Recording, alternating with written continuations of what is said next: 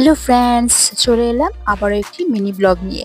আজকে সকাল সকাল আমরা একটু রেডি হয়ে গেছিলাম একটা জায়গায় যাব বলে।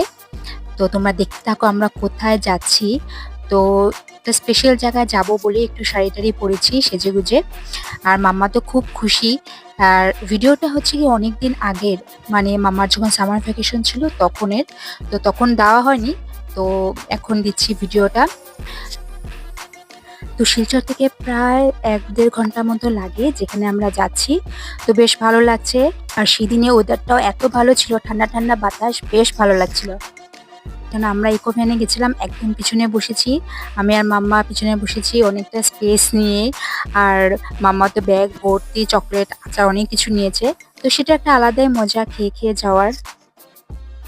তো কোথায় যাচ্ছি না যাচ্ছি তোমরা পার্ট 2 ব্লগের মধ্যে দেখতে পারবে। অ্যাকচুয়ালি আমাদের আগে খুব যাওয়া আসা হতো, কিন্তু এখন ইদানিং আমরা একটু বেশি ঘুরি টুরি না, কেননা তোমাদের দাদারও অনেকটা কাজের প্রেশার পড়ে গেছে। প্রায় ডেইলি অফিসে যেতে হয়। আর মাম্মারও তো এখন ড্যান্স স্কুল, আর্ট স্কুল, অনেক কিছু চাপ হয়ে গেছে, তো বেশি যাওয়া হয় না।